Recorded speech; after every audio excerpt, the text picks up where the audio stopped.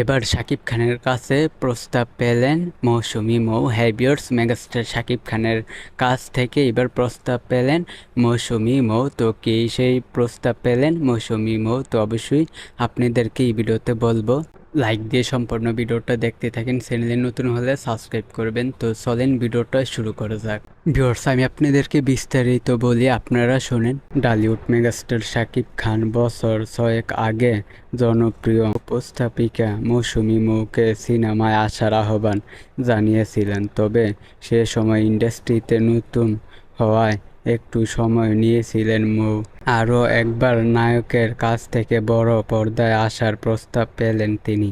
মঙ্গলবার 19 নভেম্বর দেশের একঝাঁক তারকাদের অংশগ্রহণে বিশ্ব টয়লেট দিবস উপলক্ষে hygienic toilet cleaner brand Tylex hygienic আবাস ক্যাম্পেইনের শুভ উদ্বোধন করা হয়। সেই অনুষ্ঠানে উপস্থাপনার দায়িত্বে ছিলেন মৌসুমী মৌ। অনুষ্ঠান চলাকালে ভরা মজলিসে তাকে নায়িকা হওয়ার প্রস্তাব দেন ঢালিউডের নবাব শাকিব খান।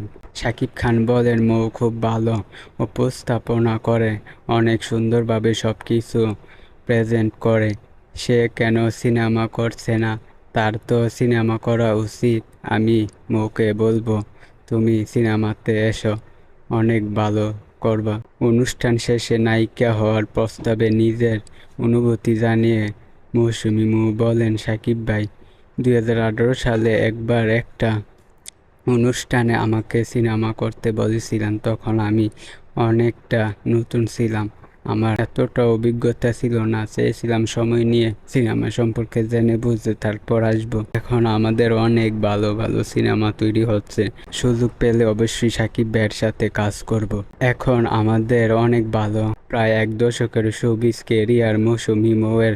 বর্তমানে সঞ্চালনার পাশাপাশি ছোট পর্দায় নাটকেও ব্যস্ত সময় পার করছেন তিনি। ভিউয়ার্স, মেগাস্টার শাকিব খান কিন্তু মৌসুমী মৌকে সিনেমাতে আসার কথা বলেছে। তো এই বিষয়টা আপনারা বুঝতে পেরেছেন। তো অবশ্যই মৌসুমী মৌকে কারা কারা মেগাস্টার শাকিব খানের সাথে অবশ্যই নায়িকা হিসাবে চান শাকিব খানের সিনেমায়, তো অবশ্যই কমেন্টে বলবেন। তো ভিডিওটা ভালো লাগলে অবশ্যই চ্যানেলটিকে সাবস্ক্রাইব করবেন।